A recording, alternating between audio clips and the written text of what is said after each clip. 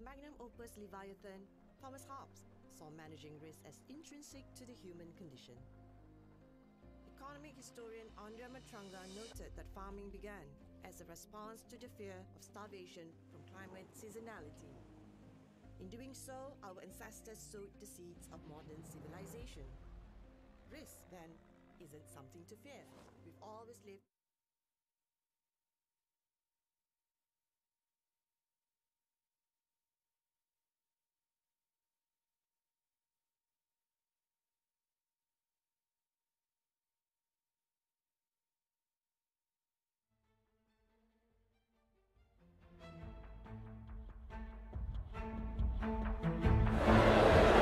Assalamualaikum dan salam sejahtera. Anda bersama saya Rozma dan hari ini, pagi ini kita bersiaran secara langsung dan secara khas di Mandarin Oriental bersama Khazanah Megatrends Forum untuk tahun 2025.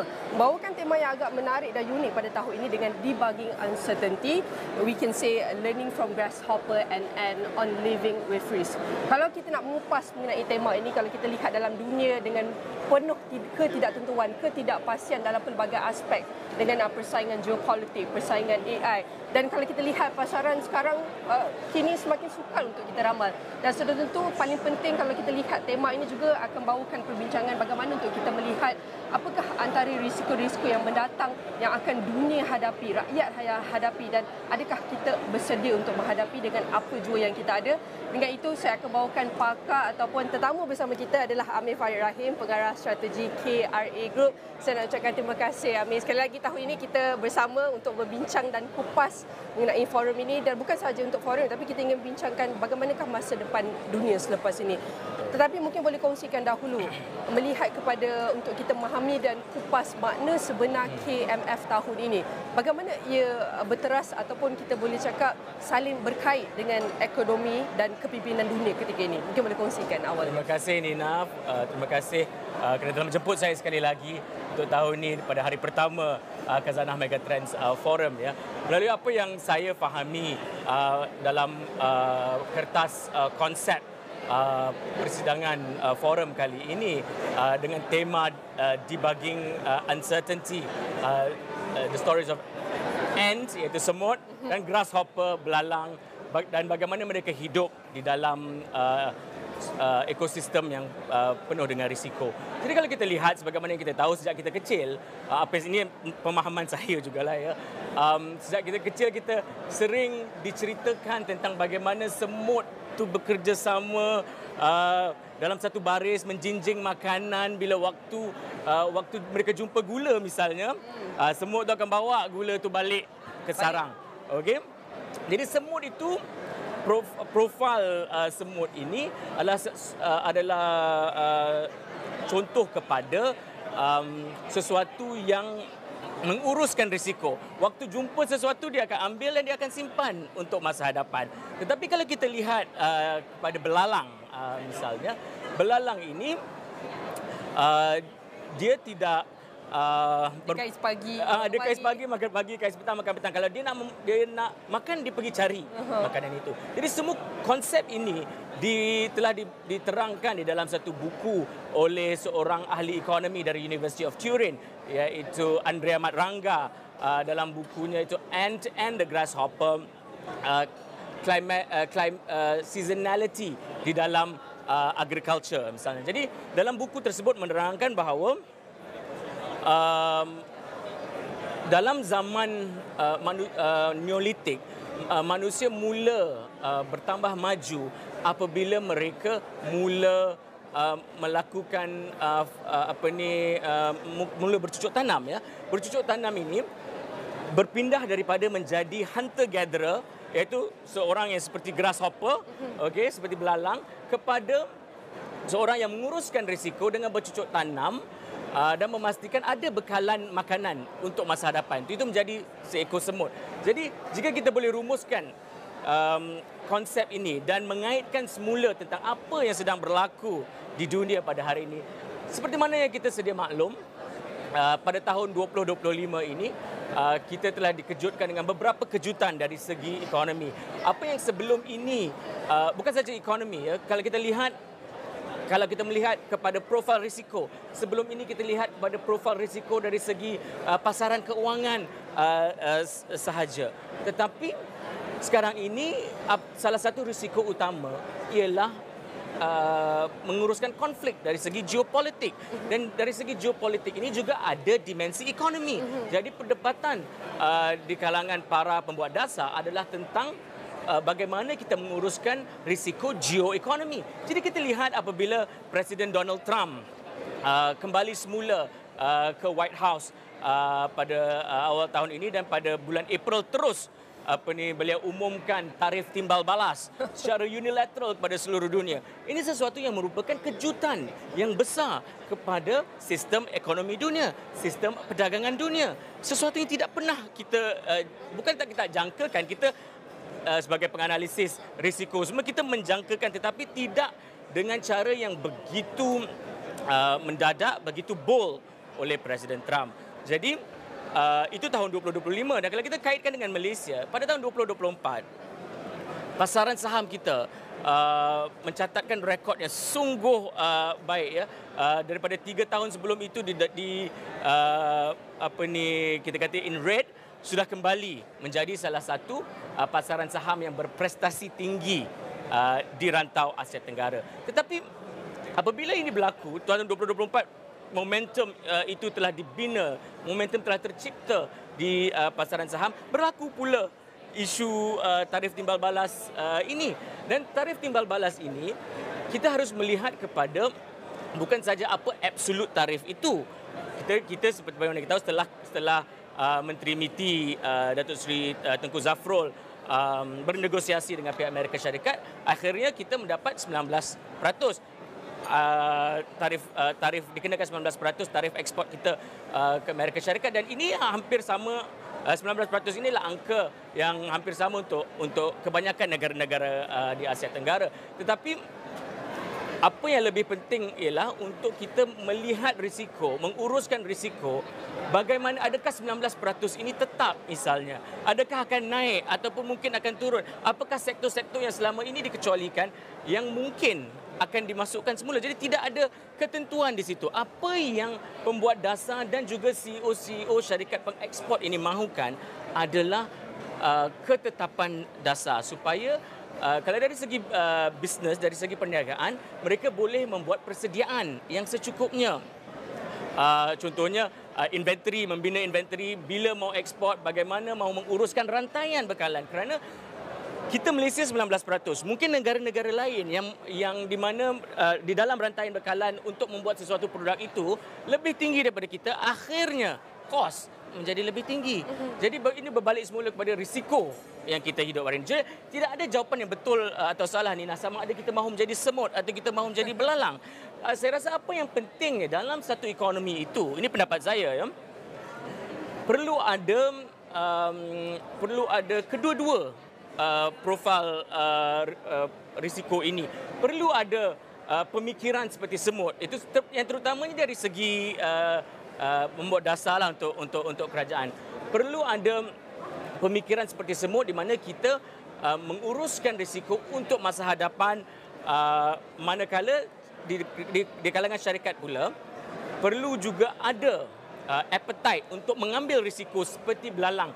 Kerana kalau tidak, kalau semuanya sama sahaja, ekosistem itu semuanya menguruskan risiko dengan cara yang sama sahaja, mungkin apabila berlaku sesuatu kejutan, tidak boleh mengadaptasi. Tak fleksibel, tidak agile untuk mengadaptasi, untuk berhadapan dengan cabaran pada ketika itu. Baik, Ami sudah menjelaskan sepenuhnya ataupun ringkaskan konsep paper KMF tahun ini. Kalau kita lihat, saya cakap tadi learning, sebenarnya lessons from grasshopper. Sila. Pelajaran. Okey, pelajaran. Tapi daripada apa yang Ami telah kongsi dan ceritakan, untuk kita unik ya, kita ambil cerita kisah yang agak klasik. Bermula daripada belalang dan juga semut. Kalau contoh belalang, kita tengok diorang enjoy je, nak makan, tak nak makan tak nak. Lepas tu bila waktu musim yang mungkin kita lihat tidak sesuai physically, emosi mereka, dan kita lihat mereka akan ketandusan akan menghadapi kesan-kesan buruk dia. Kita tengok berbandingkan dengan semut, rajin, gigih untuk sediakan makanan, sediakan tempat tinggal before musim sejuk. Sama juga konsep dia dengan manusia, kalau ekosistem manusia. Tapi kalau kita lihat apa yang macam contoh organisasi, institusi ni, bagus sudah ada organisasi komuniti ni, tapi yang paling penting untuk kita menghadapi pembangunan yang lebih bertamadun ni adalah mungkin berkonsep atau berasaskan dasar, ketetapan dasar yang seperti yang Ami jelaskan tadi. Tetapi kalau kita lihat zaman moden ini, zaman yang sangat bergantung kepada data, algoritma, AI. Are we too dependent on this sampai kita tak tahu, tak biasa dah dengan risiko? Sebab nak cek cuaca, okey, ada. Nak cek ni jam jalan, ada waste. Nina, itu satu persoalan yang bagus. Saya rasa ini akan dikupas oleh one of the speakers pada hari ini, itu Profesor Spielhager dari University of Cambridge, Head of Statistics. Ya. Di dalam buku beliau menerangkan bahawa dalam risiko ini, pertama sekali, tidak ada satu definisi khusus tentang risiko. Risiko ini ada elemen subjektif, ya. Jadi ada two types of risk. Ya. Pertama ialah risiko yang seperti saya kata tadi subjektif, dan yang kedua ialah yang bersandarkan data, bersandarkan algoritma. Itu lebih membawa kepada ketetapan, tetapi risiko yang pertama ini iaitu subjektif. Apa yang saya rasa risiko buat saya tidak sama dengan risiko buat Nina. Kita melintas jalan. Saya berbadan sedikit besar, Nina lebih kurus. Siapa lebih cepat? Risiko kita berbeza. Okey? Jadi ada elemen subjektif di situ. Bagaimana kita mahu memastikan elemen subjektif ini dapat dimasukkan di dalam formulasi dalam memastikan kita membuat kalau di peringkat kerajaan membuat dasar yang menepati citarasa risiko masyarakat yang tertentu, ya. Dan pada perkara yang kedua ialah norma masyarakat itu sendiri. Ada masyarakat ini berbalik kepada nilai-nilai kultur, cultural values. Ada masyarakat yang tidak suka pada risiko, ada masyarakat yang suka mengambil risiko. Kalau kita lihat pada ekosistem perniagaan, kalau kita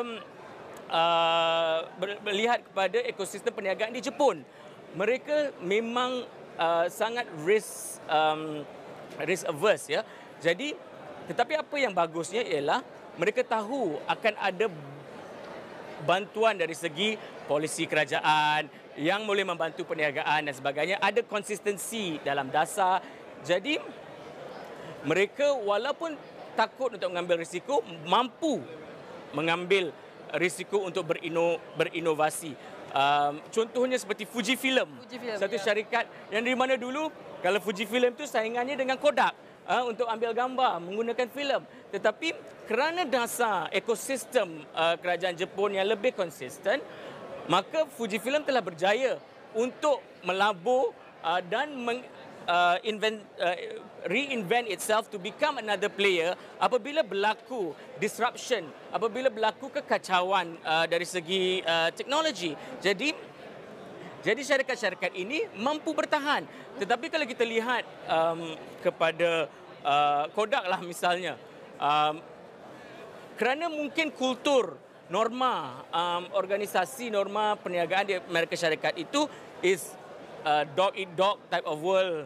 Jadi kalau gagal, misalnya gagal untuk melabur, gagal untuk berinovasi, mereka akan terus tersisih dan tidak menjadi relevan untuk masa kini. Jadi berbalik semula kepada risiko ini bukan sahaja tentang bercakap tentang risiko yang mempunyai elemen subjektif, tetapi juga bergantung kepada norma masyarakat tempat itu. Jadi kita perlu bertanya kepada diri kita di Malaysia ini, apa jenis risiko yang kita sanggup hadapi? Adakah kita, kerana selalunya kalau kita lihat dari segi perniagaan, mereka yang berani mengambil risiko ini mempunyai adalah usually usahawan berani mengambil risiko. Tetapi golongan profesional yang di mana yang menjadi CEO ini mostly accountant sebagainya, mereka lebih kurang percaya risk, lebih kepada risk averse, ya, kurang untuk mahu mengambil risiko. Adakah ini baik atau tidak? Malaysia boleh diperdebatkan, tetapi seperti mana yang saya kata tadi, perlu ada kombinasi kedua-duanya. Perangai semut itu kena ada, perangai belalang juga kena ada. Tapi siapa yang akan menjadi pengacara, akan memastikan bahawa ada sesuatu yang seimbang antara dua elemen ini? Kerajaan yang harus memainkan peranan tersebut. Kerajaan harus menggalakkan komuniti entrepreneur kita, usahawan kita untuk mengambil risiko yang tertentu. Untuk GLIC juga perlu ada sedikit elemen risiko itu, kerana jika kita lihat kalau berani mengambil risiko yang besar, rewardnya juga besar. Tapi pada masa yang sama, ini tertakluk kepada public funds lah. Bukan mudah macam. Bukan mudah. Nanti ni netizen akan marah. Betul. Dan betul juga kerana ini melibatkan dana kerajaan, wang taxpayers money. Jadi perlu ada keseimbangan di situ. Tetapi dari segi ekosistem, kerajaan harus menggalakkan kedua-dua profil ini wujud dan menyeimbangi antara satu sama lain. Betul, memang sangat penting lah. Dalam kalau kita cakap mengenai bagaimana untuk imbangi ini, flexibility itu sangat penting. Kerana risiko seperti Amir kongsikan berbeza-beza dan kita harus kenal pasti apa yang risiko untuk Amir, apa yang risiko untuk saya. Dan daripada situ kita boleh rangka satu penyelesaian yang kedua-duanya kita boleh tanggung. Tapi banyak lagi sebenarnya kita nak bincangkan dan sekarang adalah jam lebih kurang 9.16 pagi ya, dan lebih kurang 15 minit lagi kita akan bawakan anda ucapan perasmian, ucapan pembukaan oleh Datuk Amirul Faizal Wan Zahir, Managing Director Khazanah Nasional Berhad. Dan kita ada lagi satu VIP penting pada jam 3 petang kali ini, akan ada ucapan perasmian dan ucapan istimewa daripada Yang Amat Berbahagia Datuk Seri Anwar Ibrahim, Perdana Menteri, setakat jam 3 pagi. Dan kalau kita lihat acara ini daripada pagi sampailah petang, dan bukan hari ini, acara ini akan berlangsung sehingga Selasa juga. Dan jangan ke mana-mana, banyak lagi perkara isu penting yang akan saya bincangkan dengan Amir. Tapi Niaga AWANI akan berdiri hat speaker dan kita kembali selepas ini. Menjelang Belanjawan 2026, Astro AWANI membuka ruang kepada rakyat Malaysia untuk bersuara dan berkongsi pandangan. Soalan hari ini adalah, cukai baharu atau lebih tinggi perlu dikenakan kepada? 4 pilihan jawapan diberikan. Imbas kod QR yang tertera untuk menjawab. Suara anda penting dalam membentuk masa depan Malaysia.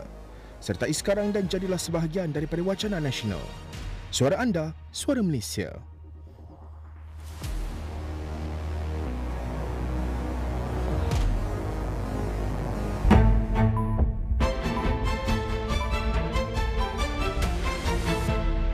Di dalam setiap berita yang dibawa, konteks amat penting.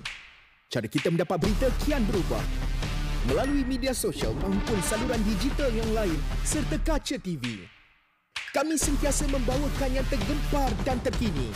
Kita buat sesuatu yang berbeza. Berteraskan acuan verifikasi yang diamalkan supaya setiap fakta adalah sahih. Daripada analisis pelbagai sudut yang mendalam, laporan-laporan khas dan perbincangan yang membina negara. Inklusif, suara rakyat kami ajukan.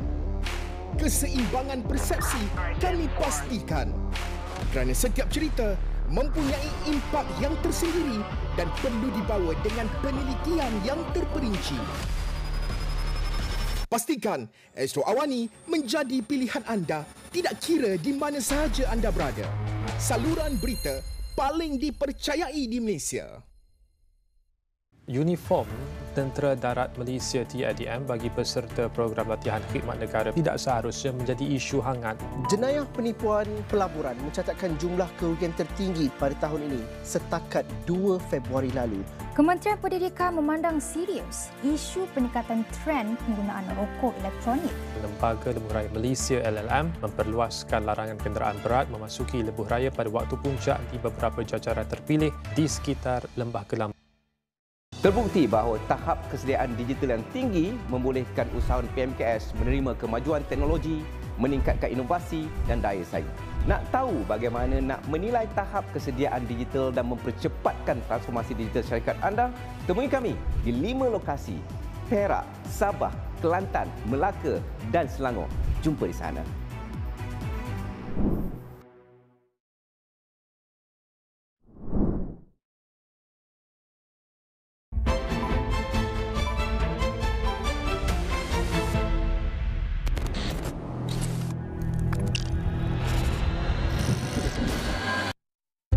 his magnum opus Leviathan, Thomas Hobbes saw managing risk as intrinsic to the human condition.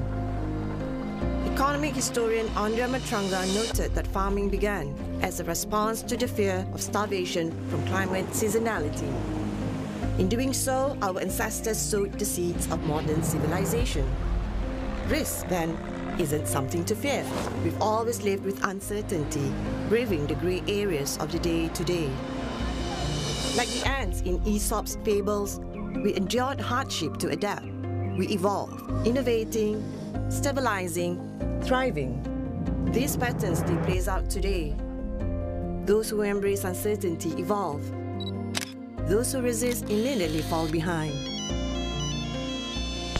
But risk isn't just about numbers. Statistician and risk communication expert David Spiegelhalter reminds us risk is shaped by perception, emotion, and language. To navigate risk well, we must bridge cultural gaps and communicate with clarity. Effective risk-taking demands humility, not bravado. It thrives in a culture that encourages experimentation, and leaders unafraid to admit uncertainty or seek collaboration. Today, our interaction with risk has never been more critical.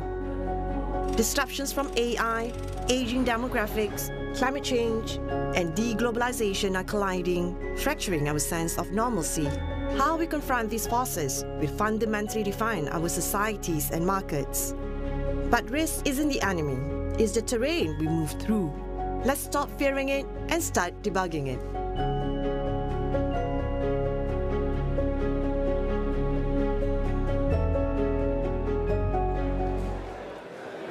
Kembali dalam Niaga Awani di mana kita bersiaran secara langsung dan khas di Mandarin Oriental sempena Khazanah Megatrends Forum 2025 membawakan tema Debugging Uncertainty, Lessons from Grasshopper and Living on with Risk. Dan kita masih lagi bersama tetamu di sebelah saya, Amir Farid, pengarah KRA Group. Saya nak ucapkan terima kasih Amir kerana sudi meluangkan masa bersama kami. Tadi kalau kita lihat tinggal berapa minit saja lagi sebelum bermulanya acara secara rasmi dalam Grand Ballroom itu untuk kita terima daripada pengarah urusan Khazanah Nasional yang akan berucap. Dan tadi sebelum berhenti rehat pada segmen pertama banyak yang telah dikongsikan oleh Amir untuk kita lihat bagaimana untuk kita dah dapat data dan analisis kebahagiaan klien apa yang akan berlaku. Tetapi apa yang Amir kata, langkah seterusnya adalah untuk daripada kita individu tu, bagaimana untuk kita menganalisis terhadap tindakan terhadap sesuatu krisis itu, apa yang boleh kita lakukan terhadap perkara itu. So jadi penting data kita tidak boleh bergantung, tapi kita harus bergantung seperti yang Khazanah KMF tema cakap, risk feeling. Risk feeling itu. Dan dalam konsep paper juga ada yang menarik kepada saya adalah apabila beliau bercakap mengenai pemimpin organisasi ataupun sesuatu komuniti itu. Apabila kita cakap mengurus risiko tu, mereka the number one has to see what is going to happen not now, tomorrow, but in the near future ataupun untuk tahun-tahun yang akan datang. Kerana kalau kita lihat masa depan sesuatu syarikat tu amat bergantung kepada pemimpin-pemimpin ni. Jadi kalau kita nak lihat bagaimana pemimpin ni dapat jujur tentang ini adalah risiko yang perlu kita hadapi, perlu kita kendali dan kita tidak bagi fake guarantee. This is not gonna happen sebab kalau kita lihat budaya kat Malaysia ni ada hierarki lah. Yalah. Daripada atas ke bawah. Persoalan utama bagaimana pemimpin Malaysia boleh bina trust terutama dalam dipenuh uncertainty, ketidaktentuan. Apa akan berlaku lepas ni, akan kurang ke benefit company, apa lagi disadvantage yang akan kita dapat. What type of communication yang leaders tu kena ada sepatutnya? Terima kasih Nina. Saya rasa itu satu yang amat tepat sekali dalam sesuatu organisasi itu pemimpin utama terutamanya mereka yang di C-suite harus memahami dan menguruskan risiko dengan baik. Pertama sekali harus transparent, harus ada sistem dalam pengurusan risiko yang jelas, yang transparent, yang ada accountability supaya semua orang tahu bagaimana kalau kita berhadapan dengan masalah, ini cara-cara yang kita akan lakukan sebagai organisasi untuk bertahan. Kedua ialah membina keupayaan, capacity building harus dilakukan secara berterusan. Tidak boleh, kerana kita tidak boleh antisipasi seperti mana yang kita sebutkan tadi. Mungkin hari ini risiko geopolitik dan geoekonomi. Besok risiko iklim, misalnya ketidaktentuan iklim. Sekarang yang kita tahulah dengan isu ketidaktentuan iklim ni, banjir sedikit, hujan sedikit saja boleh banjir melumpuhkan kapasiti produksi kilang misalnya, ya, kalau berlaku di kawasan perindustrian.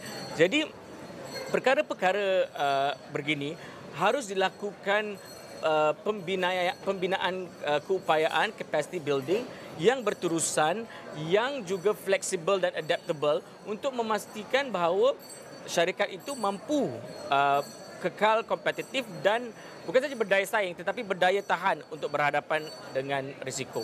Perkara ketiga ialah mengingatkan, pemimpin harus mengingatkan diri mereka bukan saja di syarikat, bukan saja di segi korporat tetapi di dalam mentadbir negara bahawa kita harus hidup dengan risiko. We have to live with risk. Tapi saya rasa politician dia tahu, pemimpin politik tahu kerana mereka masuk ke gelanggang politik ini mengambil risiko yang besar. Meninggalkan kerjaya sebelum ini atau bertaruh nasib atas nama dan parti untuk mendapatkan undi. Jadi mereka faham.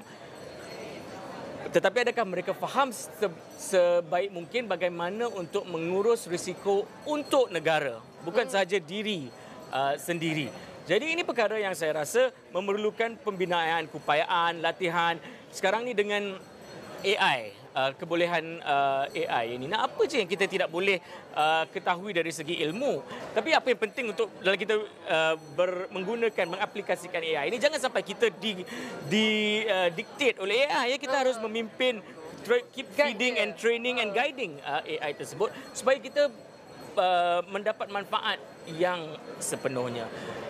Dan saya rasa berbalik semula kepada apa yang saya cakap sebelum ini, pertama harus live with the fact that you have to live with risk. Kalau pemimpin semua ada pemikiran seperti ini, sudah pasti di dalam apabila mereka melaksanakan satu dasar, menggubal sesuatu dasar, membuat sesuatu keputusan, at the back of their mind sudah ada bagaimana untuk memastikan pengurusan risiko yang baik, bukan saja untuk jangka masa pendek untuk keputusan tersebut dilaksanakan, tetapi untuk jangka masa sederhana dan panjang. Tetapi sebagaimana yang kita tahu, risiko berubah-ubah dari hari ke hari. Jadi as much as you try to plan ahead, mungkin akan berlaku mismatch di situ. Tetapi janganlah pula sampai tidak plan. Kalau nak hidup seperti grasshopper tadi, seperti belalang, bukan hujung pak belalang, ini belalang serangga. Jadi nak hidup seperti belalang perlu lihat kepada market yang tertentu. Kalau market itu you seorang je, you monopoli, you nak hidup sebagai belalang, silakan. Kalau market itu kompetitif, mungkin dari segi pengurusan risiko itu harus lebih seperti semut. Jadi akhir sekali, apa yang boleh kita belajar bertahun ni? Saya harap seperti biasa, Khazanah Megatrends Forum ini adalah trend masa hadapan. Jadi seperti mana yang kita tahu, risiko itu adalah sesuatu yang we have to live with, yang kita harus hidup dengan. Jadi ini walaupun dilihat sebagai satu benda yang agak mudah, kerana sebelum ini tema-tema Khazanah Megatrends ini memang begitu besar. Seperti potato economy tahun lepas, probable to possible, benda-benda begitu memang sulit dan sukar difahami. Tetapi untuk yang ini, risiko semua orang faham. Kita semua ambil insurans kan misalnya, ada risiko. Apa-apa yang kita lakukan setiap hari, ambil telefon, angkat telefon ni pun misalnya, risiko mungkin terjatuh sakit tangan saya. Okey, jadi semua orang faham. Jadi apa yang perlu di dalam persidangan forum 2 hari ini adalah untuk mengambil sebanyak mana mungkin pelajaran dan pengajaran dan mengaplikasikannya di dalam organisasi masing-masing, dia di korporat maupun di peringkat negara. Ingat, risk profile setiap orang itu berbeza. Ada elemen subjektif, ada elemen yang boleh difahami melalui data. Harus digabungkan kedua-duanya. Di dalam sebuah ekonomi itu, seperti ekonomi Malaysia yang sedang meningkat membangun ini, harus ada kombinasi antara mereka yang seperti semut dan berprofil seperti belalang. Supaya akhirnya apabila ada kombinasi ini akan menimbulkan akan dapat meledakkan kebolehan daya cipta yang lebih tinggi, inovasi yang lebih tinggi yang mampu untuk meningkat kerencaman ekonomi Malaysia akhirnya.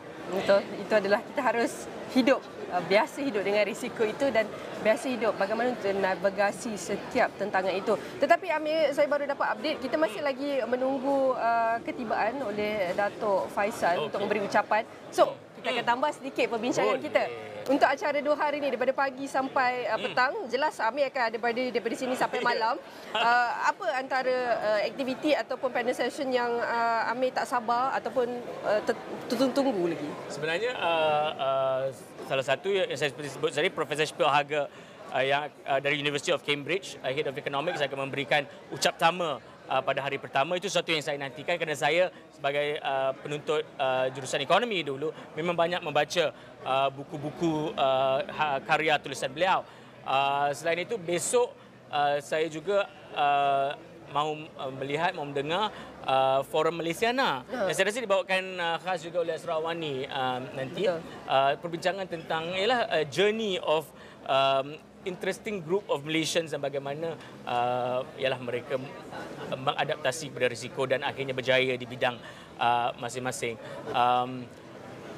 That's some of the highlights, and of course kita menantikan ucapan yang amat berhormat Perdana Menteri pada tengah hari ini dan juga ucapan penutup oleh yang berhormat Menteri Kewangan II Datuk Seri Amir Hamzah. Jadi kita juga ini penting kerana kita harus mendengar bagaimana pemimpin-pemimpin utama kerajaan mengadaptasi perbincangan kita yang panjang lebar sepanjang 2 hari ini dan memastikan bahawa kerajaan faham bagaimana untuk menguruskan risiko yang baik di dalam dunia yang penuh dengan risiko-risiko baru. Kalau kita bercakap risiko kerajaan, siapa sangka yang akan berlaku risiko geoekonomi yang begitu besar dengan tarif seperti tahun ini. Tapi apakah mungkin tahun depan ada risiko lain pula, bukan yang timbul dari segi ekonomi, mungkin berlaku konflik di situ, di sini, di mana-mana. Dan kerana dunia sekarang tanpa sepadan, apa yang berlaku di satu hujung dunia lain, kita juga mendapat impaknya. Jadi bagaimana kita nak tahu bagaimana mahu mengantisipasi semua ini. Jadi itu berbalik semula membina keupayaan dalam negara kita untuk mengantisipasi risiko. Ambil contoh yang jelas, COVID-19, baru lagi ni 4-5 tahun sebelum ni kan, bila COVID terjadi, kita nasib baik sistem kesihatan kita ada kapasiti, kita sedang melabur pada tahap yang walaupun agak rendah berbanding dengan OECD countries. Our health to GDP spending is about 5% of GDP. Kalau kita lihat pada OECD countries 10-12% perbelanjaan diberikan kepada sektor kesihatan, tetapi kita mempunyai kapasiti dan kita ada ruang fiskal untuk terus disuntik kepada membantu bukan saja menyelamatkan ekonomi tetapi menyelamatkan nyawa. Tetapi tidak ada buku panduan. It was unprecedented. Okay? Satu krisis yang tidak boleh dijangka. Jadi itu adalah satu contoh risiko besar yang terpaksa didepani oleh bukan saja kita rakyat Malaysia tetapi semua rakyat di dunia ini.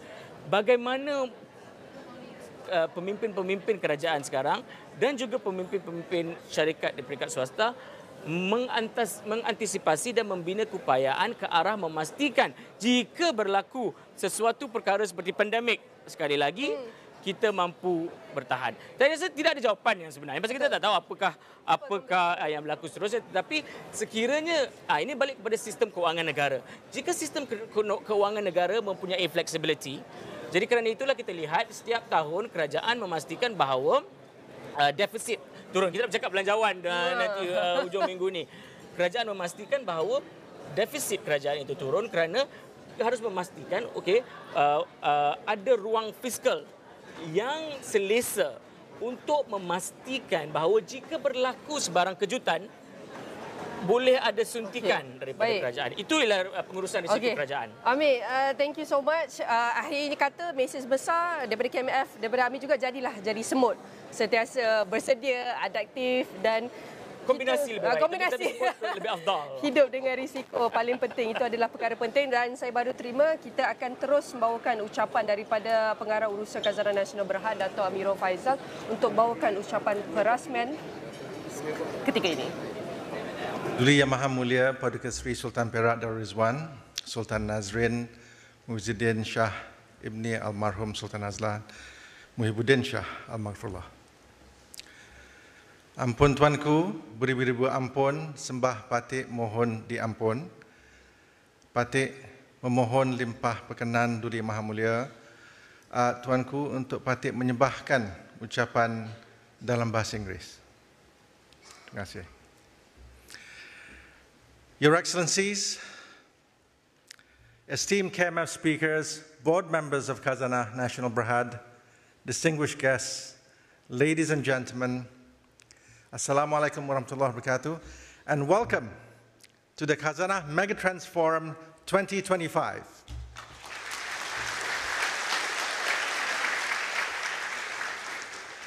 Now, this year's Khazanah Megatrends Forum is rather special. It is with great pride and humility that I welcome you to the 20th installment of KMF. Yeah. That's 20 years, 2 decades of shared insights, dialogue, and imagination. And what began in 2005 as an internal leadership retreat for our annual planning cycle, now where we invited speakers and created structured discussions, covering topics from global trends spanning markets, corporates, and societies. Now, it became obvious that insights gained and conversations were too valuable to be kept within our walls. Today, as you can see in this hall, KMF is a community. And it's humbling to see KMF as a place where business leaders, policymakers, academics, and thinkers all come together to exchange ideas in service of one goal, which is nation building.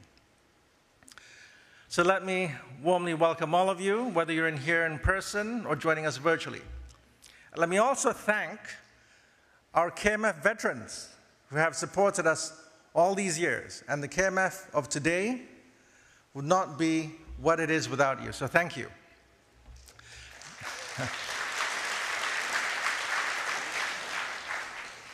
Now, over the years, KMF has been a consistent avenue in which participants engaged in necessary discussions on a set of pertinent topics, paving paths from the probable to the possible. And that was the topic last year, and some of us may remember of us using the potato, for you to remember that. And a development bargain for the next episode in Malaysia's journey. And for some of you, not all of you, but some of you may remember the theme song, which is from Dr. Dre and Snoop Dogg. I say some of you because some of you perhaps don't know who they are, but anyway. And of course, many other topics, complexities of development, artificial intelligence, our collective brain, and so on. So ladies and gentlemen, this year, we've chosen the theme, debugging uncertainty, and learning from 2 bugs, lessons from the grasshopper and the ant on living with risk. A few thoughts came to my mind about how to make you remember the grasshopper, but I think it's not good for the diet. So and it's a bad idea. But imagine if we did that, right? Give you grasshopper as snacks. But anyway, now risk and uncertainty today is not a possibility. It is reality. It is imminent, both in our personal lives and in our professional lives, and also in our collective future. And uncertainty also conceals opportunities, unless we embrace it with discipline, imagination, and the collective will. Now, I'd also like to add, Nick asked me to remind, and I guess tell everyone, that our research team, who curates KMF, now when they chose this topic, it was chosen before Liberation Day, okay, and everything thereafter, right, before that. And we typically plan our themes a year in advance. So I have to thank, and I have to, I guess, give recognition also to our research team for their foresight. But, yeah. Oh, somebody.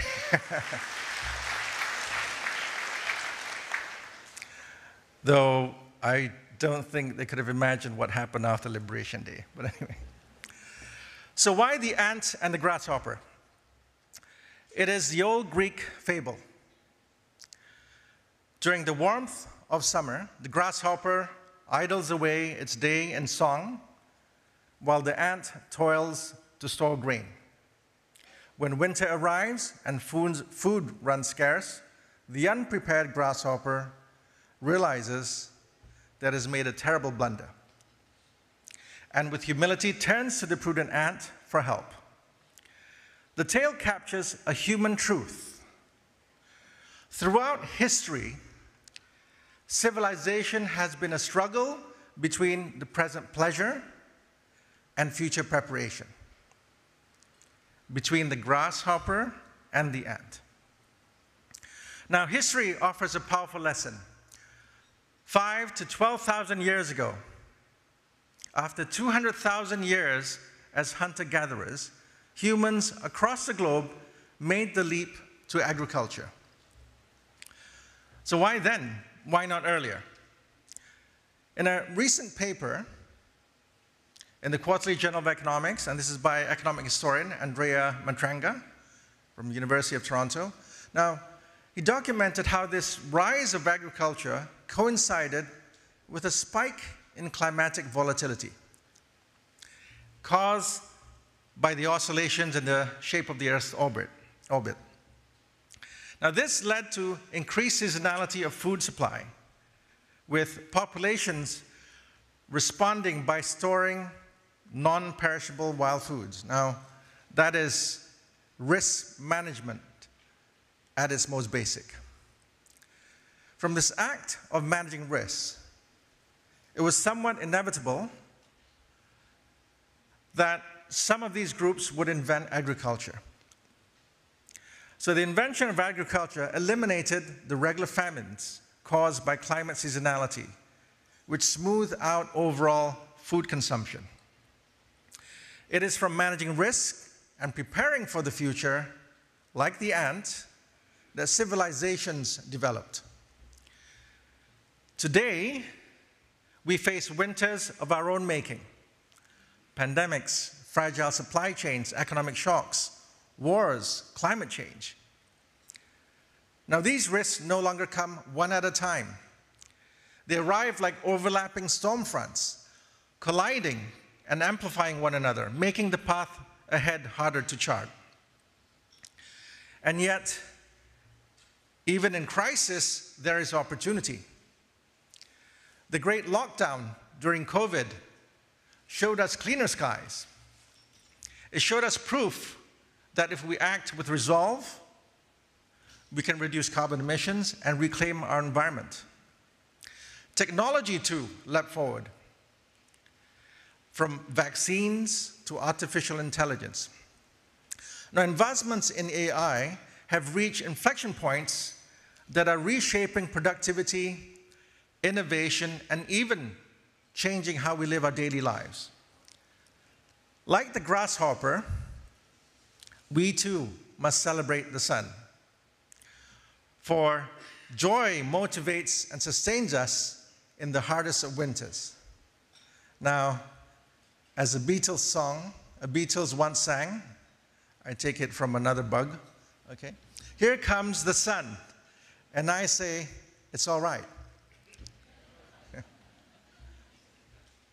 So perhaps artificial intelligence is our new harvest. It dazzles like the grasshopper's song, bringing immediate productivity. But only the ant's foresight to ensure that these innovations occur in a sustainable manner through governance, regulatory safeguards, and ethics. Will it sustain us rather than undo us? So in the end, civilization has always been about balance, managing uncertainty and risk, keeping an eye on opportunities that may roll into something bigger. The ant teaches us foresight. The grasshopper reminds us of joy. And together, they remind us that progress is not just about surviving the winter, but ensuring that when the sun returns, we are ready to flourish. So, ladies and gentlemen, for an investment house like Khazanah, risk is not something external to be avoided. It is the core of what we do. We can mitigate it, yes, but we also embrace it. We seek risk-adjusted returns across the entire company life cycle, from startups to growth stage to mature companies.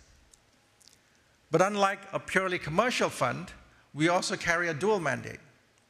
We must weigh not only financial returns, but also strategic national outcomes.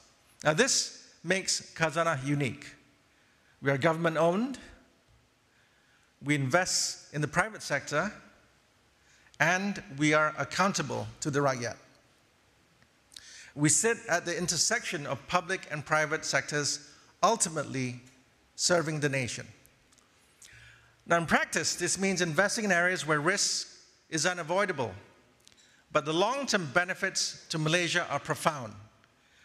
Technology ecosystems, infrastructure, sectors that drive resilience and competitiveness. Now, some of these returns are not measured in financial terms alone, but also the impact it has in building capabilities, advancing sustainability, and strengthening national competitiveness. This belief that responsible risk-taking is essential to nation building is what drives initiatives such as Dana Impact, which aims to transform firms to enhance economic competitiveness and resilience while delivering socioeconomic impact. It also underpins Jelawang Capital, through which we crowd in private capital for higher risk, high return ventures through our funds of funds approach. So not unlike the ant and the grasshopper, we toil to manage risk to ensure sustainability of our returns while seizing opportunities to help to advance our nation. So to help us guide us to achieve our mandate sustainably, we've renewed our sustainability framework under the banner Securing the Future. Now, it's anchored on 3 pillars. First, a stable and strong economy through investments at home and abroad. Second, livability for all, putting people at the center of our sustainability agenda. And third, thriving communities by building capacity, nurturing ecosystems, and empowering people in a rapidly changing world. Now, these pillars guide how we invest, operate, and engage with stakeholders. And we also recognize that climate change cuts across every pillar. Our climate change management approach is therefore focused on strengthening portfolio resilience, protecting communities from climate-related risks, and advancing meaningful climate action. So at Khazanah, risk is not something we avoid, it is something we embrace responsibly, deliberately, and always with an eye on securing the future for Malaysians. So ladies and gentlemen, over the next 2 days, we will hear from a diverse set of voices, distinguished economists, business leaders, innovators, and thinkers from Malaysia and abroad. And they will help us unpack this theme, debugging uncertainty, from multiple vantage points: markets, firms, society, and people. So we'll kick off with our keynote address by Professor David Spiegelhalter, a renowned statistician and emeritus professor of statistics at the University of Cambridge. Now his work, The Art of Uncertainty, How to Navigate Chance, Ignorance, Risk, and Luck, is an extraordinary account on how to embrace the imminence of risk and uncertainty within our daily lives through rich personal anecdotes. Now, beyond special addresses, we have planned a number of engaging panel discussions and TED-style talk sessions And I'd like to highlight my personal favorite, which is Malaysiana, where we celebrate stories of outstanding Malaysians pushing the global frontiers of knowledge, creativity, and conservation.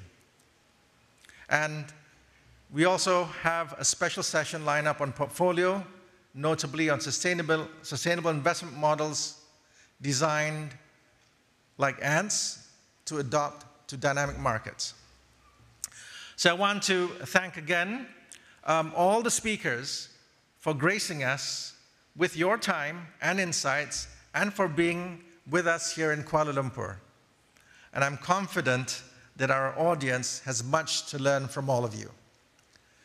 But KMF is not just about ideas, it's about community. And this is why we've curated experiences for you as part of our initiative in supporting local entrepreneurs. We've engaged in a range of local vendors offering from a cup of freshly brewed coffee to ice cream, and specifically curated for this event. Now, furthermore, you may also redeem a book authored by one of our speakers. Now, these small touches are there to remind us that KMF is as much about building connections as it is about sharing insights. Now, keeping in line with our sustainable goals, you'll also find recycling bins and line-yard collection boxes, which I strongly encourage that you use. And in partnering What a Waste, it's a social enterprise, we are also reducing food waste together. Now, these small steps, quite small steps, but together they send an important signal, a message that every effort counts. So like an ant colony, the success of this event lies in playing our collective duties. Now, of course, I'd like to mention that tonight, Monday night special event will also it will be there highlighting a celebration of Malaysian arts, culture, heritage, offering a welcome counterbalance to the economic and business of the day. So in the past few years, we had dance performances, we've had comedy, a visual art show, and tonight, of course, I welcome all of you to join us tonight, is a Monday night of illusions. It's a magic show, right? So I'm sure you'll find that exciting. I heard that we're going to take one of us to be sawn in half or something like that. I'm not quite sure. We're still trying to figure out who. So my hope is that this year's forum reframes how we think about risks, not merely as something to fear, but something to understand, navigate, and embrace. By acknowledging it, measuring it, acting on it with discipline and imagination, we can move beyond fear. And when we cultivate the will to embrace risks with wisdom and courage. So I wish all of you a stimulating, engaging, and fruitful 20th Khazanah Megatrends Forum, and may our discussions sharpen our understanding, expand our imagination, and strengthen our collective resolve to advance Malaysia. Assalamualaikum warahmatullahi wabarakatuh, and thank you. Thank you, Dato' Faisal, for delivering the welcome remarks.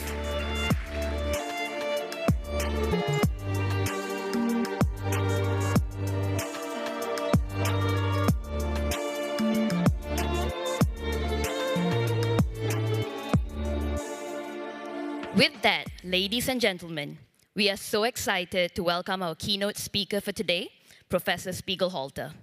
He is a renowned statistician contributing to the field of education, public health, and national security. So, to introduce our keynote speaker, we are pleased to invite to the stage Suhana Dewi Slamet, Khazanah's Head of Governance, Risk, and Compliance.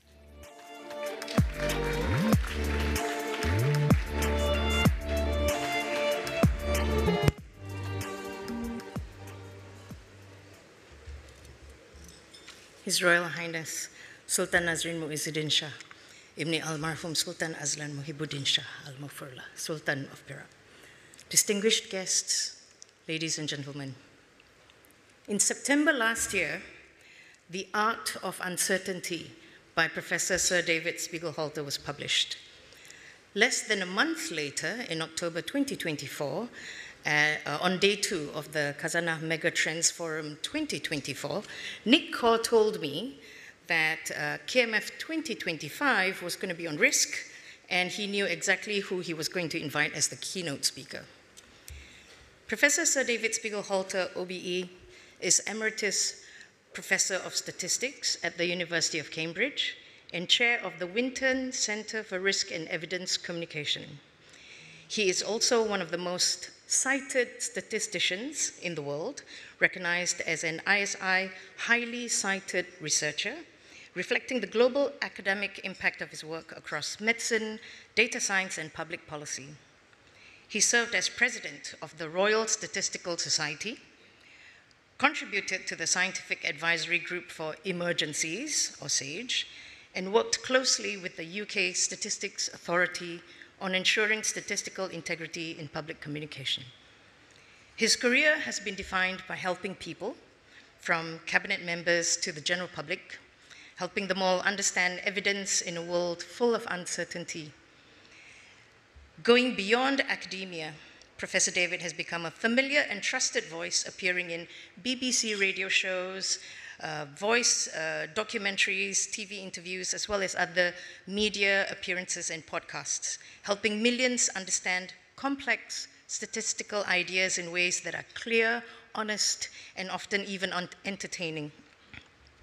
Professor David is also a celebrated author, and among his publications are COVID by Numbers, The Art of Statistics, and his latest, The Art of Uncertainty. In the years since the last KMF, it seemed that on some days, the world has exploded with uncertainties. To explore how we can better navigate risk, doubt, and ambiguity, especially when the stakes are high, we are ever so privileged to have with us today Professor Sir David Spiegelhalter.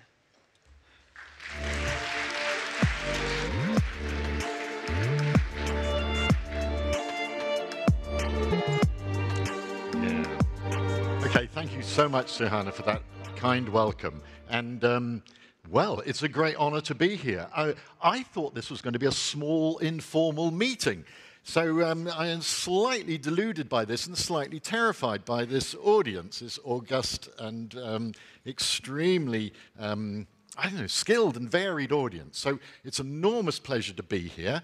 And that's me. As I mentioned, as Suhana mentioned, I'm also a non-executive director on the UK Statistics Authority, which is the body that oversees the official statistics in the UK. Okay, it's wonderful to be here in Malaysia. It's a dangerous country. I've been here 4 days, and I've eaten so much good food. I've got that on me. I've grown.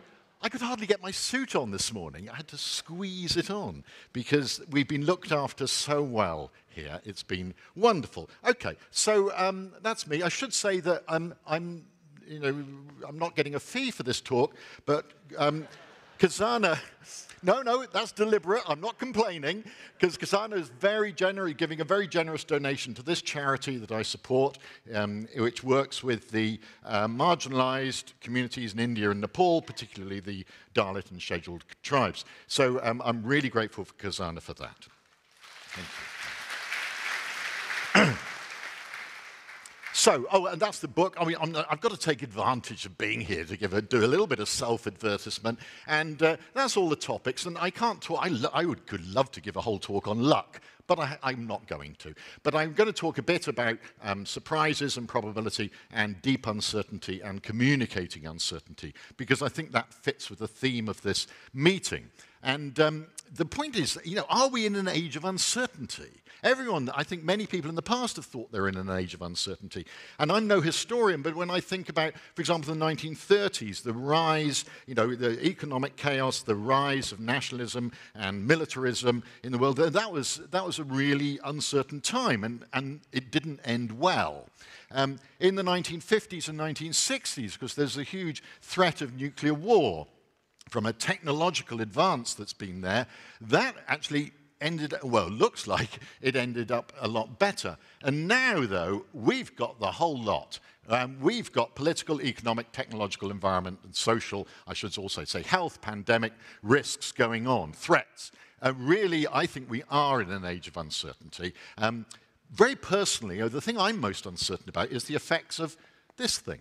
The fact that this is where most people now get their information from, the complete collapse of local and regional and national newspapers, the importance of rather obscure recommendation algorithms to what we all see, and especially young people see. So the impact of that, I feel, is deeply unpredictable. And of course, that's connected up with AI. So, but what is uncertainty? What is uncertainty? And it's quite this is the topic, this is the definition I like. The conscious awareness of ignorance is when we realize we don't know something. And we might not know about the future, we're used to not knowing about that, or the present, or the past, or why things happened.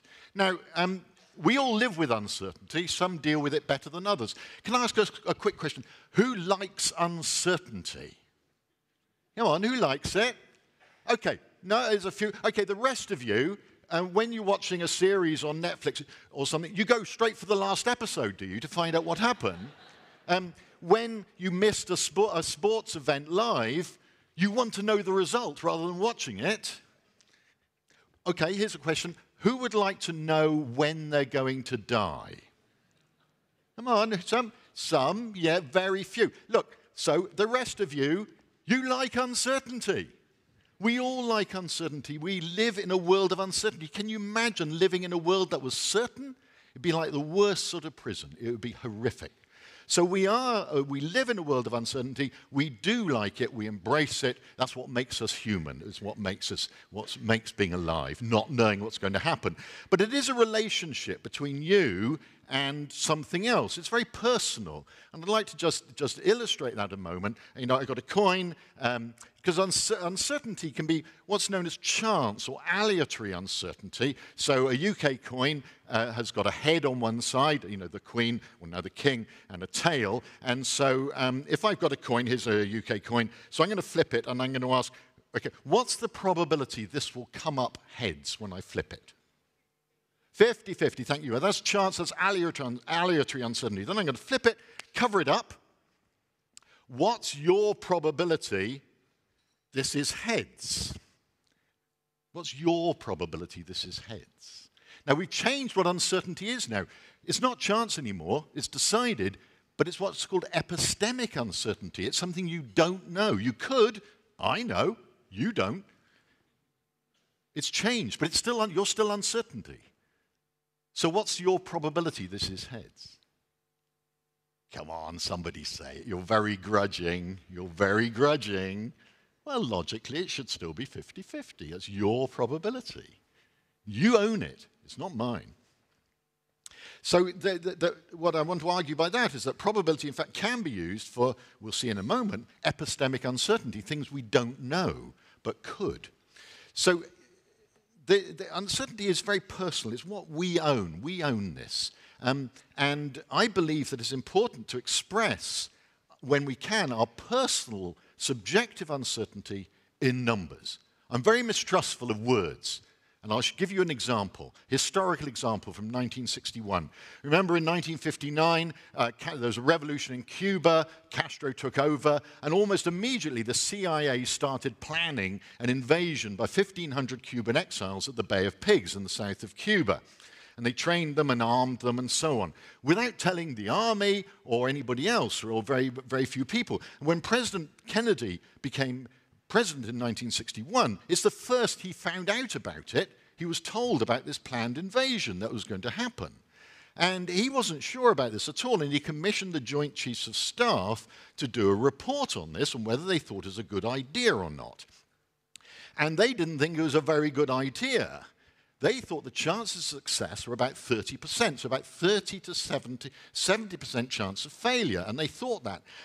But for some reason, by the time the report got to Kennedy, that number had been changed to a phrase, a fair chance of success. What? Really? They meant not very good. That's not how I would interpret that, and I don't think it's how Kennedy interpreted it either. He approved the invasion, not just because of that. There was massive groupthink at the time. And of course, it was a complete fiasco. There's Castro himself jumping off a tank at the Bay of Pigs. All of exiles were killed or captured. It was an absolute mess and pushed Cuba closer to Russia and led, pretty well to the Cuban Missile Crisis the year afterwards, and the closest we've been to nuclear war. Absolute mess because of the way I think very strongly people afterwards said, why didn't we just say this is a really bad idea and say how risky we thought it was? Now, because words are easily misunderstood, that's a particular example, but every time we use words like could or maybe or perhaps, what do those really mean? And intelligence services have learned that it's best to at least roughly try to define what words mean. So if you're in MI5 or MI6 or the UK intelligence services and you use the word likely, you must mean between 55 and 75% probability. And the reason I know this is that I gave a talk at MI5. And they gave me this mug. That's all I got. Actually, no, I got some cufflinks as well. I got MI5 cufflinks, which is great. And so this says that, if your mug is 55 to 75% empty, it's likely or probable you need a refill. So, but look at this. This is what's nice. If it's 30% empty, it's unlikely you need a refill. If you think it's a 30% probability in the UK intelligence services, you must use the word unlikely. So they've learned for that. And it's not just them that's learned. In the US has learned as well, because 50 years later, another president was faced with a very difficult decision because there'd been intelligence reports that Osama bin Laden was in the compound in Abbottabad. Now, and what he did, though, this is really good, he set multiple teams to analyze the evidence and come up with a probability that he was there. Now, this is epistemic uncertainty. Either he was there or he wasn't, but he wanted a probability that they were there. Now, some teams thought it was only a 30 to 40% chance. They're really quite negative. Others were saying, yes, he's bet he's there 80 to 90%, very gung-ho. And he listened to all of them, and in the end he said, I think it's about 50-50, and he approved the raid. And afterwards, people have argued, academics have argued, should all those advisors have got together and come up with a single number to give to him? And I would strongly say that would have been wrong. The decision maker should know the disagreement and the variation in the teams that are advising him. Now, this miserable pessimists who thought only 30 to 40%, in other words, unlikely that he's there, using the UK definition, this could have been, I'm not sure, whether it was deliberately set up as a red team, a team that deliberately questions any groupthink. Now, the UK Ministry of Defence strongly encourage red teaming. And that's from their guidebook. Public guidebook on red teaming. You need a team that will challenge assumptions and beliefs, identify different options, stress test a plan, uncover hidden biases, try to get rid of that groupthink. And I suspect that in the UK Ministry of Defence in the past, they may have made some mistakes because they all were thinking the same way. So I think this is a really encouraging example. Okay, so I'd like to do a little quiz to you, I think. I would like to know whether you know how ignorant you are. Do you know how ignorant you are? So what I'm going to do, I'm going to ask you 5 questions, and there are true answers, A or B. And what you have to do, you don't need a pen and paper because you're all so clever, you can do this in your head. You're going to answer, I'm going to give you a question, A or B, and you have to say which one you believe is the most likely. But I don't just want you to guess which it is. I want to say how confident you are on a scale 5 to 10. So if you're absolutely certain, say I'm 10 out of 10 certain. So this is pure epistemic uncertainty. If you haven't got a clue, say 5 out of 10. And then I'm going to give you the answer, and then you can score yourself like this. So if you say 10 out of 10, I think it's 10 out of 10 answer A, and you're right, you get 25. If you're wrong, you lose 75. Yeah, it's really vicious, teacher, this one. It punishes failure ruthlessly, ruthlessly. So you can see, and for the really clever people, try to work out the formula behind that. I'll give it to you at the end. Try to work out the neat formula behind that. Okay, let's start off with a question. Wait, no shush, no phones, no cheating, no conferring. Which head of state is older, President Trump or King Charles III? A or B, which one, if you had to say, which would you say? Which one would you bet? Well, you don't have to bet, but which one would you say, A or B? And then how confident are you in the answer? Have you done that? And the answer is? No. Trump is older than Charles. Yeah. If you said 10 out of 10 King Charles, you've got off to a really bad start, I'm afraid. A really bad start. Okay, next question. In the Malaysian National Risk Register, which is given a higher likelihood, droughts or wildfires? Now, if anyone knows this, you're doing really well if you know the Malaysian National Risk Register. Is droughts or wildfires considered more likely a threat in Malaysia? At the moment? Shh, shh, shh, shh. Honestly, shush. You're worse than the school kids I do this with. Now, and the answer is? Have you done your confidence rating? You thought that? Okay. And the answer is B, wildfires. They're given level 6 likelihood. We'll see this later. I'll show you later. Okay, next one. And this is rather relevant to some people in the audience. Which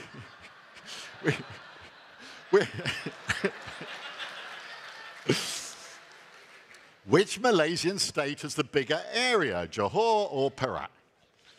Shh, shh, shh. No going on to Wikipedia. Okay. This is quite, and your confidence in the answer, and what's the answer? B. Perak is slightly bigger. Slightly bigger. It's quite, I deliberately chose quite a difficult comparison there. There are some easy ones I could have done, but I wanted to make it difficult. Okay. Which is further north, Kuala Lumpur or Kota Kinabalu? Which is further north? Oh, and these are Malay. You should know all these questions. No, you don't have to know. Okay, and your confidence, you've done your judgment, and the answer is B. About 3 degrees further. Yeah, I was thinking you're doing Kuching, which is slightly south of Kuala Lumpur, but yeah. Okay, and finally, thinking of yesterday's marathon in KL, which had the most runners in 2025 for the full marathon?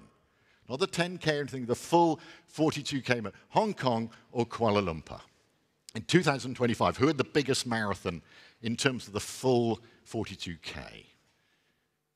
Okay, and you made your judgment, and the answer is, yeah, it was Hong Kong, in fact, a slightly bigger marathon in 2025. Okay, so you've done that, you get the point. Now, I'm not going to ask you your scores. All I can say is if you ended up with a negative score, you'd have done better if you'd been someone who is totally ignorant and just says 5, 5, 5, 5, 5. I know, like a chimpanzee or something like that. So if you ended up with a negative score. So this may seem like a bit of a joke. This sort of exercise is not a joke. These sort of exercises are used to train intelligence analysts and other analysts to avoid being overconfident, to avoid being too cocky, to say, oh, yes, I'm sure, when you're not sure. It gives you the insight. And this scoring rule is the one used for super forecasting competitions, when people are giving probabilities for future events. Has anyone found the pattern of the scoring rule? Anyone spotted it? Okay, the trick is to think, the most you can get is 25. So what you should do is think of what you're losing for each step that you're not completely right. So if you subtract each of those from 25, you get -1, working downwards, -4, -9, -16, -25, -36, 64, 81. What's the pattern? What are those numbers? The squares. It's 1 squared, 2 squared, 3 squared, 4 squared, 5 squared. So in fact, it's just squared error loss. which is used in standard sort of forecasting methods. It's squared error loss, and it was developed by an American weather forecaster, Breyer, in 1950. And this is the metric that's still used for evaluating weather forecasting, probabilities of precipitation, and as I said, it's the scoring rule used for in super forecasting competitions and for training intelligence analysts. I think this is a really valuable exercise. Okay, now, I've taught statistics and decision-making in theory for years. And what I've taught and what many of you may have learned in university is that the rational statistic, the theory of decision-making within rational economic behavior, you need to specify precisely all the options you're going to take, all the possible futures with their values, all the probabilities for those possible futures underneath each option, and then you calculate the expected value under each option, and you choose the option that maximizes the expected utility. That's what we're taught. That's the theory of rational decision-making, and it is nonsense. It's not nonsense. In simple situations, it can work. In really well-controlled, what's called small world situations. But in any realistically complex situations, this is unrealistic to think you can do all this. All these options, all these possible futures, things are changing all the time. Think of the uncertainty in the world today. And people quite a long time ago realized that this was very optimistic to think that you could specify all these things. And what this is also often associated with is this guy, Frank Knight, who more than 100 years ago tried to distinguish risk from uncertainty. And he called risk the stuff you can measure, quantifiable, objective, either by dice or coins or anything like that, or from established statistics like insurance. And he distinguished that from uncertainty, which he called, when you've got subjective judgments, it's not susceptible to objective measurements. Okay, this is completely wrong. We've got to ditch that. People still talk about Knightian uncertainty. Economists still think in these terms. I think it's completely, this is 100 years old. Let's grow up. Because actually, it's not that. It's far too simplistic. We've got a continuum. All uncertainty is on a continuum, as I'll show in a minute. Every analysis, even a simple one involving dice, involves judgment. They are not objective. Everything involves analysis and judgment. And your assumptions behind your logic may very well be wrong. Can I just show you the coin I was flipping? Would you mind having a look at that and turning it over? Turn it over, and see what you see. Yeah, it's the same on both sides. It's a strictly illegal UK £2 piece with no head at all.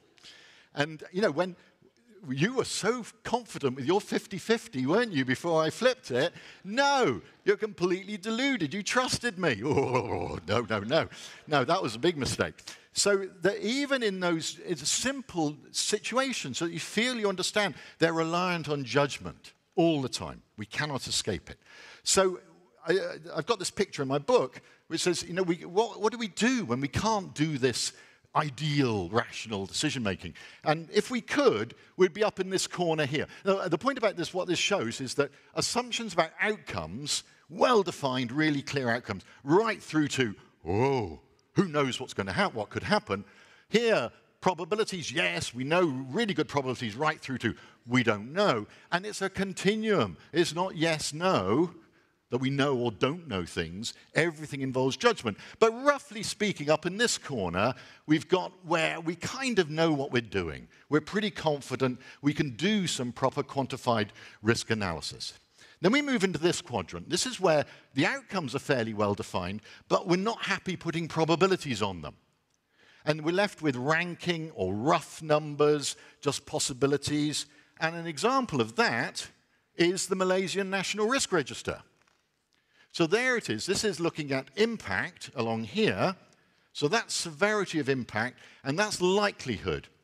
So here we have the wildfires being more likely than the droughts. The tsunami is down here, huge impact, lowest likelihood. Floods up here, actually, you know, reasonable, high likelihood with a strong impact. So that's pretty bad. So that's just a limited list of threats in the Malaysian Risk Register. The likelihoods here are not defined in terms of numbers.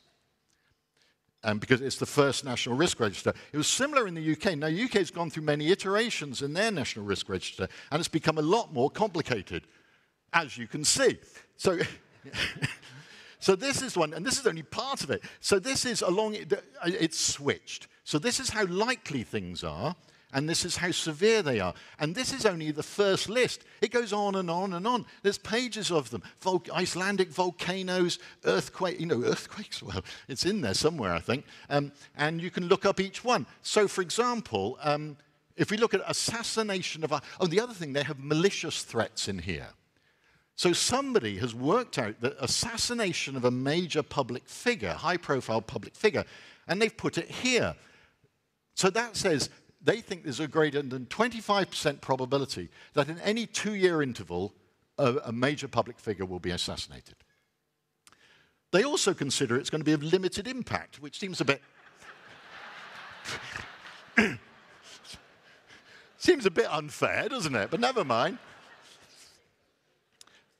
So, but of course, there have been major mistakes in this. 2010, Icelandic volcano erupted, closed European airspace. It wasn't even on the risk register, although people had suggested it.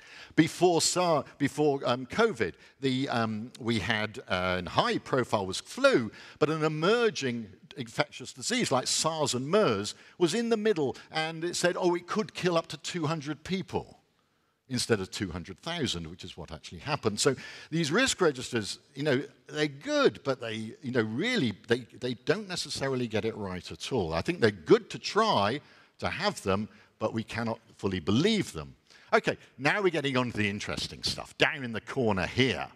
This is where we don't know what's going to happen, what might happen, and we can't put any probabilities on it either.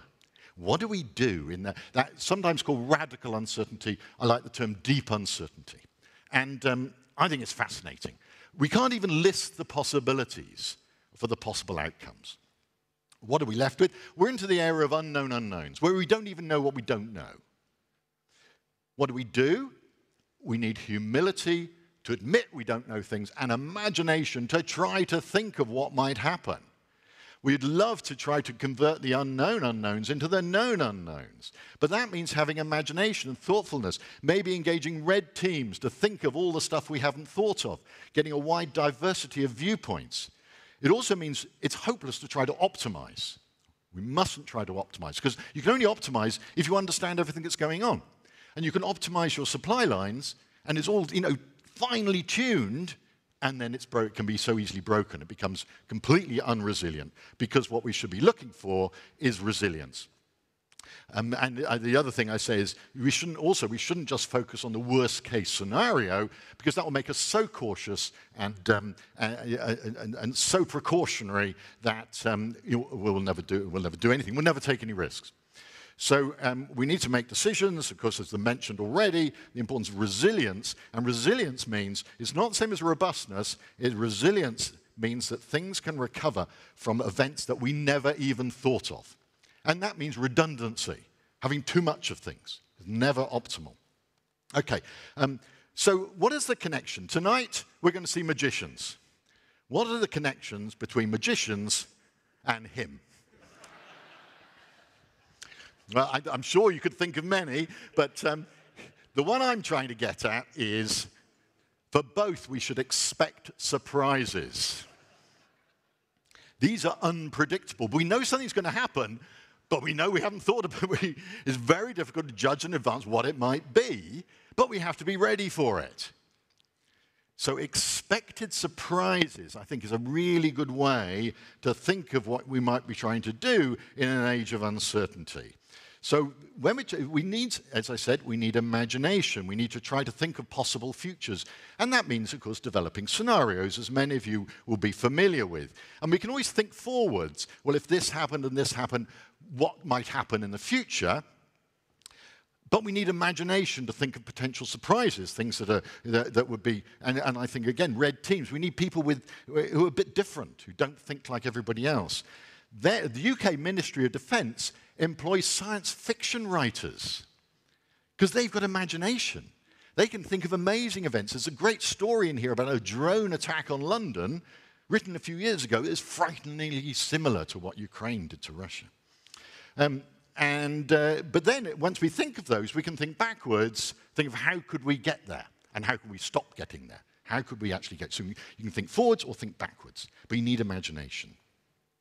Okay, the final quadrant, you may think, well, hang on, this means up here, where we say we can't list what's going to happen, and yet we can put probabilities on it. What? How can you do that? Well, I tell you who does do that, the Bank of England.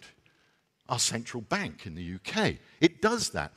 When it's making its projections, it does a fan chart. This interval is 30, this is for growth. This is 30% interval, 60% interval, 90% interval. The rest is unassigned.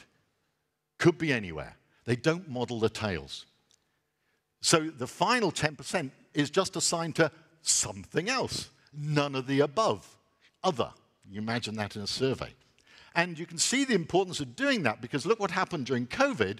GDP dropped 25% in a quarter. But the bank could say, well, we warned you. We just put 5% probability down here, and it could be anywhere down here. So it's a warning. I really like that idea, that you assign a certain probability to something else that we haven't yet completely thought of. And as a warning to encourage organizations to be resilient to the unexpected, to expect surprises. Okay, now the last part of my talk, I'd just like to quickly go through communication. First of all, there's no correct way to do this. People say, oh, how can we communicate on risk and uncertainty, which I use fairly interchangeably. And you say, oh, well, you need to work out who you're talking to, what you want them to understand, and then you need to test materials. And you need multiple layers of explanation. You have a top-level sort of gist, and then you have much more detail for the people who want to find it. You can use words and numbers and graphics because some people prefer others. But the overriding factor is trustworthiness. Now, this is a term everything I do is about trustworthiness. And I'm influenced by a professor of philosophy, a Kantian professor, Nora Neal, because she argued, she's had a huge influence in the UK, because in the UK, scientists say, how can we get the public to trust us? All our experts, all our institutions want to be trusted. And she says that's the wrong question. You've got it the wrong way round. You need to earn it. The institutions, the experts need to demonstrate trustworthiness, and then people may offer up their trust. So you should not try to manipulate people into trusting you. You should be trustworthy. That's number one. Duty ethics there. And as I said, I'm on the UK Statistics Authority. There's a Code of Practice of Statistics for the UK. It's an incredibly dull book, but never mind. Its number one pillar for official statistics in the UK is trustworthiness. That is the number one criterion for statistics in the UK. And that's influenced by a philosopher of Kant. Isn't that wonderful? I love it. So we try to think of what does it mean to be trustworthy when you're communicating about risk and evidence and so on. And we came up with 5. We wrote a paper in Nature. We came up with 5 main points, which I think are pretty good. You should be trying to inform rather than persuade people. Not trying to manipulate their emotions. You want to inform them, to empower them to make better decisions. You need balance. Winners and losers, positives and negatives, but not false balance, not climate change, yes, no, it's not 50% there. You need to be upfront about uncertainties. You need to be clear about how good your evidence is. And the 5th one is interesting. It says that you need to preempt the misunderstandings. You need to be able to say, yeah, we got our evidence. It does not mean this. Trying to head off the misinformation. Try to get in there first before people start misinterpreting it, which I think is really important. Okay, we put this into practice during COVID. If you remember the AstraZeneca vaccine, this was in April in the UK, was started to be associated with some very nasty blood clots in the brain. And we were brought in to do the communication for this to the public, to help the Deputy Chief Medical Officer do that. And we came up with this graphic after a lot of time. And so basically this says that you've got the benefits on one side and the harms on the other. And it split it by age, because in COVID, age was the overwhelmingly important thing. It was never discussed enough. But it means that for older people, I was in that age group, it's really clear what the benefit-harm balance was. Jab it in me. But as you got younger, the benefits dropped very rapidly. The benefits of vaccination for young people were very low. But the harms increased because these clots tended to happen in younger people. So after a while, they get finely balanced. And so it was announced that they're no longer giving the vaccine to people under 30, and later it was extended to under 40. So it's quite a complex graphic, but Jonathan Van Tam explained it to the public live on the BBC, to everybody. He took his time over it. He treated the audience with respect as intelligent people, and it went down brilliantly. No accusations of U-turn. Everyone liked it. And for us, our biggest credit for that is that everybody copied it. You know you've done a good infographic when everyone copies it. You know, and some of them messed it up, I think. They made it worse. But never mind. Everyone copied the idea. So it's the balance of benefits and harms. We didn't include the uncertainty because we thought blurring the blobs would have just confused people at that stage. Okay. Finally then, communicating in a crisis is somewhat different. And I find these inspirational figures that I've known, and this is Lord John Krebs, Lord Krebs in fact, and he was head of the Food Standards Agency when we had disaster after disaster. We had foot and mouth disease, we had mad cow disease. He had to deal with so many disasters, it was hopeless. And he came up with a way of communicating to the public that I think should be on the wall of everybody dealing with risks. I think it should be tattooed on people. He said that what you have to say to the public is, first of all, what we know. Yep, we know this. We're confident about it. Then you immediately say what we don't know. You admit to the uncertainty immediately. Then you say what we're doing about it, the research we're doing, the surveys and things like that. And then you say what people can do in the meantime to be on the safe side. They may want to be precautionary. Maybe they don't want to eat beef or something like that for a while. Then, and this is the most important one, he says, our advice will change. We will come back to you. It's what I call provisionality. We can say things at the moment, things will change. Politicians, I don't know if any politicians find it impossible to do this. They cannot admit provisionality. They have to say everything they do has to be the final word. They cannot say, well, we're doing this for a while and then we'll change. They cannot admit this. And so in the UK, we were left still, you know, I don't know, spraying surfaces and things like that a year after people knew it wasn't of any value from the science. And so I think this is incredibly important, the provisionality of advice, to be able to have the courage to do that and the humility. So finally, handling uncertainty, it's a mixture of formal analysis and judgment. You cannot escape the use of judgment. In psychological terms, it's both thinking fast and slow, in Danny Kahneman's terms. Very good to engage multiple perspectives, to have a red team approach. You've got to expect surprises. You need people who can think of what surprises there might be. You need imagination for this. Rough numbers, better than no numbers. And trustworthy communication of uncertainty, vital to everybody. Okay, just one final thing. Why this cover? People ask me, why have you got a double-yolked egg on this cover of this book? I think it's a beautiful book, but why have you got double-yolked eggs? Well, it's because once I bought a box of eggs, and 6 of them, all of them were double-yolked eggs. We'll buy boxes of eggs in 6s. Look, they're all double yolks. Look, there's me. I'm about to have a massive omelette. It's going to, yeah. That's why I take my statins, you know, that. And according, if you look at this in the newspaper, it says, oh, this is a 1 in a million chance. This is nonsense. Another bit of nonsense, another bit of bad risk analysis, because if it was that rare, it would never happen. Yeah, I bought one. That's never going to happen. And do you know why I know this is nonsense? It's because I bought a box of double-yolked eggs in the thing.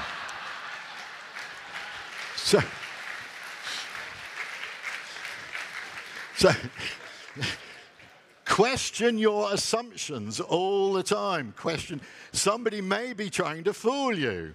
And if you go onto the web, you can get them at Tesco's and Waitrose. You buy them. You can buy double-yolked eggs because you can hold them up to the light and spot them. So be really wary of these claims of risks that you may be facing. Okay, so thank you very much.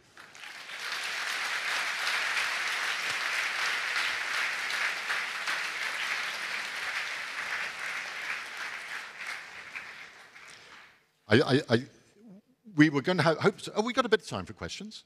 Yeah, it's great. So, Hannah, you're going to look after me. Good.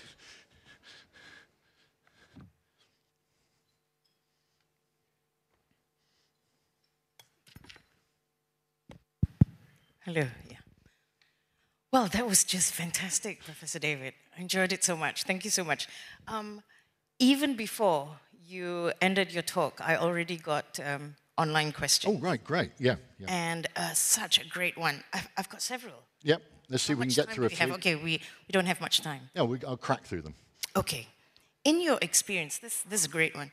The organizations that you have worked with, what have they done to try to increase trustworthiness that hasn't worked? Oh, that hasn't worked. Oh, because I know some things that are working about being open and transparent and honest about mistakes, owning up to mistakes. Well, I think that's a good question. What is, because people are worried about it backfiring. You know, if we're honest and open to everybody, we open ourselves up to criticism by the media or others can pick on us because we've admitted some vulnerability, we've had some humility. In my experience, it's worked. Yeah. And we've done research on this that you know, if you are open and transparent and admit that balance, obey those sort of rules that use messaging in that way, that the people who are most skeptical of you trust you more. Because finally they're having their concerns addressed. I mean, the vaccine is a good example because the standard message in the UK is vaccines are safe and effective. You should take them. That is untrustworthy because actually vaccines, as I showed, vaccines are safe enough and effective enough to be used by some people in some situations. That's the truth. And if you just tell people vaccines are safe and effective and then they get COVID or then they're harmed by the vaccine, why should they believe you anymore? So I think that's where I've seen the failures, where people just repeat a simple message as if the audience, people are children, and then it's so easily proven to be wrong, and you've just actively lost trust. Yeah. So I'd love to think, the fact that I can't think of an example of a failed attempt to be trustworthy, maybe that's just maybe I've just blotted it out and not to, but as far as I can see, it works. Okay. Another question. We have a little bit of time. How does AI and LLMs affect thinking of the uncertainty and risk projections? More certain or just another voice in a team? Yeah, that's fascinating. I think of it always just another voice. First of all is that LLMs are terrible at expressing uncertainty about their claims. I used to work on uncertainty in AI. We thought we'd solved it. And now it's all gone backwards because they have hallucinations, they think of confident claims. When they're talking about facts, you can't trust what they say, you have to check it. But when it comes to projecting about the future, I'm still not quite sure, and I think this is changing, the extent to which LLMs have imagination. You know, will they be as good as the science? Will they be able to think of things that, will they act as a red team, essentially? Will they be able to think of things that we are not currently thinking of? Will they be able to be like the science fiction writers? I think that would be really exciting if they could have that imagination. So they could actually think of things that people hadn't been thinking of that could go wrong, which then could become part of our scenario planning. I am not sure, maybe somebody here knows, I don't think they're capable of doing that because at the moment, they just, in a way, summarize what's out there already. They would need original thought. Incredibly, I use them all the time for coding and for summarizing arguments and exploring arguments. So they might be really good at listing the suggestions that had already been made out there. So in that sense, it's another voice, a well-informed, a well-read voice who's read the internet, knows what the possible problems are. Whether they could think of something that someone hadn't thought of before, I'm not convinced they could do that yet. Okay, and so then the final question, perhaps. How do we mitigate the downside risks of unknown unknowns, especially in this geopolitically turbulent era? Well, I've only got a minute, for heaven's sake. Yeah. I mean, that's what we're all here for, isn't it? Yeah. So how do we deal with that? And that's my sort of magician and Trump example of where you've got something that's actually is deliberately unpredictable, almost, that you just cannot list what might happen. Well, I think the mitigation is this idea of resilience, that you have to build in strategies that should enable you to recover or even, really benefit from situations that you have not thought of yet. So it's protecting yourself against possibilities that you haven't even imagined yet. But you don't want those to happen. You would really like not to be surprised. So this is another question, 11 seconds to go. And that presupposes that you have already fallen before you can get up. And so that tolerance for error and mistake. Yeah. Care to say? Yeah. I mean, I think that the acknowledgement that you're never going to get everything right, and that again comes of that you cannot optimize. You could always look back and say, we could have done this better, we could have done this better, but no, that's not the point. The point is that you can never optimize. You always have to be in a situation which is which can be stable and sustainable under threats that, from a wide range of threats that you haven't even included. So it's not fair to look back and say, oh, we could have avoided all that stuff, unless it was an obvious mistake. You have to admit that there will be things that didn't go completely as well as they could, and you learn from them, and you improve afterwards. Humility. A little humility. I quite like. I put that in just this morning. The humility and imagination, because I'm trying to summarize what the message of all this is, and that for me is the message. Thank you so much, Professor David. We've had such an excellent session this morning, and our time is up. Please thank you, David, for us. Thank you so much. Thank you so much, Professor Spiegelhalter, for delivering the keynote address. Could we invite Suhana and yourself